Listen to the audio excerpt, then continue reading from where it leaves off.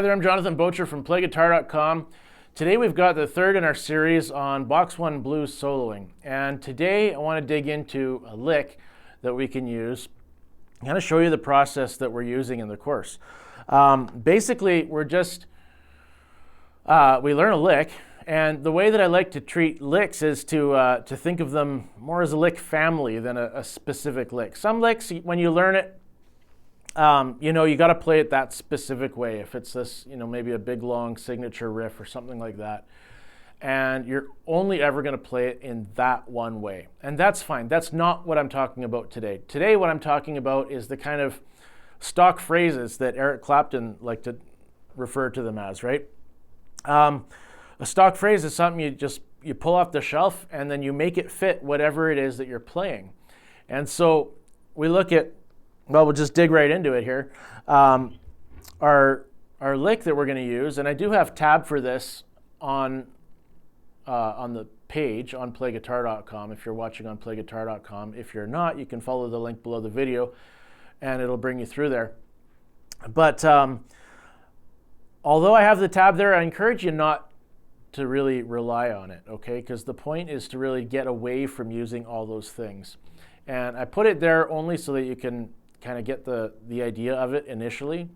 And then as we start working with it, I hope you'll just kind of forget the tab entirely.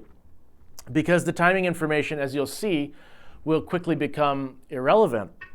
But let's go through this lick note by note. Okay, we're going to start here. Remember, this is coming out of our Box 1 blues scale.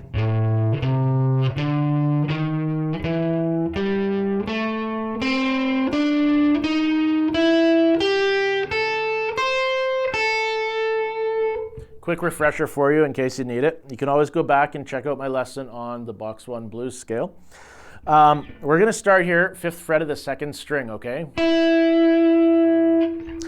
And we're just going to go down, including the blues note, we're going to go down 4 notes, okay?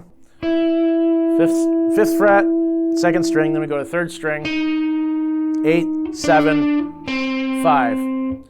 After that, we're going to go back up to 8, and then go down another 4. Okay, so let's go through it slowly.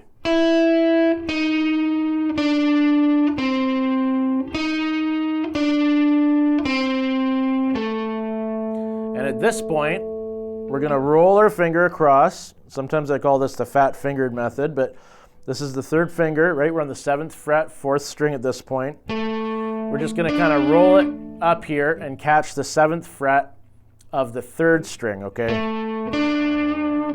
And that's a 4th, going back and forth between those 2 strings there. And it's a great way to kind of break up your solo sounds like a scale problem, right?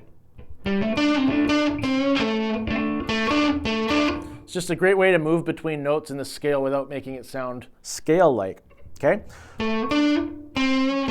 So then at that point, we're going up there, and then we're just coming back down here, 5th fret again, and then we end on the A, which is our tonic, okay? So let's go through the whole thing slow.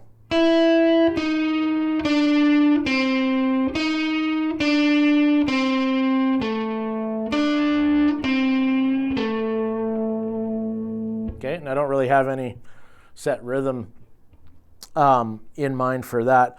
But one little tip is when you hit this note here, you might want to give it a little tweak there, very small little string bend. Just kind of bends you into wanting to hear that tonic, right? The A.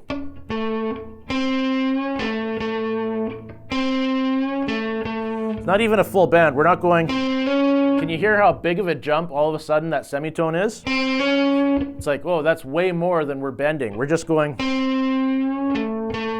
okay, just a very, very small bend there. But it's a subtle little thing that just kind of gives a little extra character to your notes, right? A little extra expression. So you can play this slow, you can play it fast, but the main point here is to really just, I hope you caught my video, the 4-note solo challenge, the last one in this series.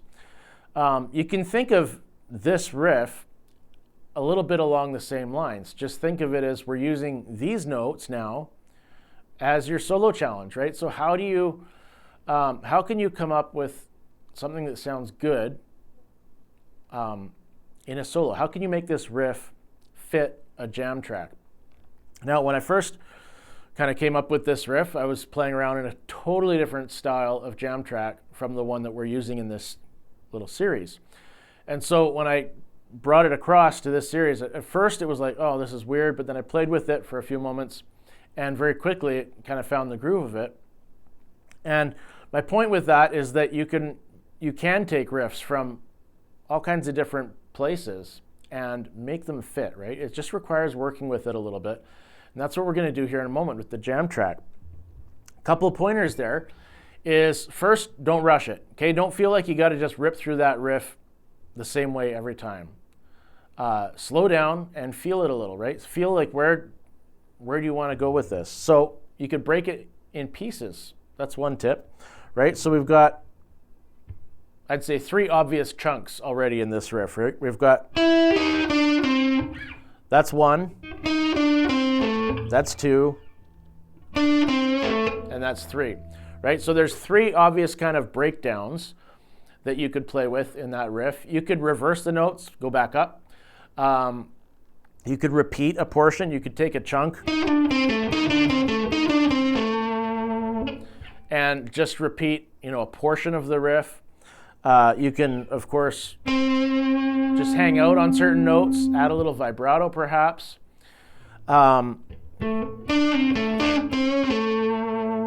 That's always a great move right here.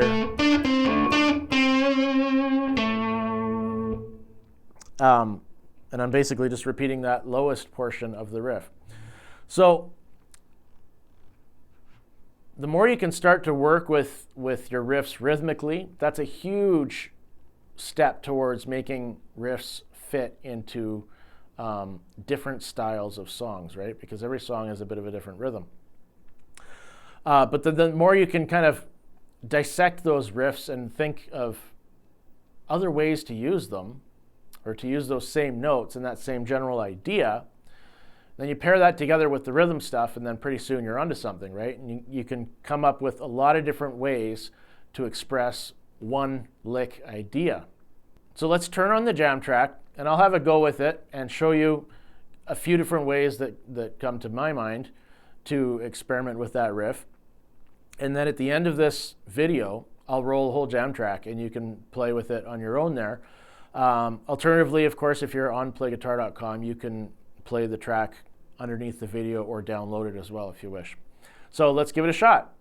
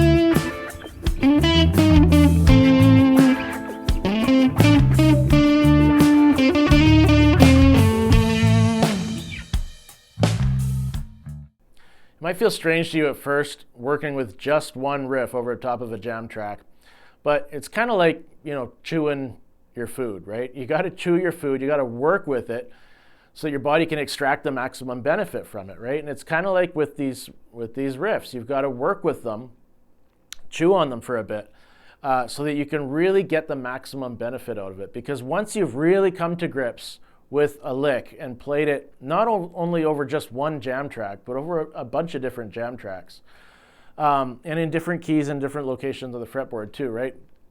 By the time you've gone through that process, that lick is going to be part of your soloing. And not only that, but you'll be able to play it in many, many different ways, right? As soon as you pull that lick off the shelf, it's got like a couple dozen options for you, right? And although you would not likely ever play a solo using just one idea like that, the process, the practice of doing that with individual licks is very beneficial, because then once you've got a few that you've gone through that process with, now you put them together, and how many combinations can you make if you've got, say, 5 licks that have 1 or 2 dozen possibilities for each one, right? All of a sudden you've got literally hundreds of combinations of ways to put those 5 licks together into a solo. And so that's kind of the process that we follow in the Box 1 Blues soloing course. There's a little bit more back and forth and stuff like that with the jamming. But for this video, I'm going to roll the jam track here. You can learn more at PlayGuitar.com/box1, and grab your guitar. You're up next. We'll see you again next time.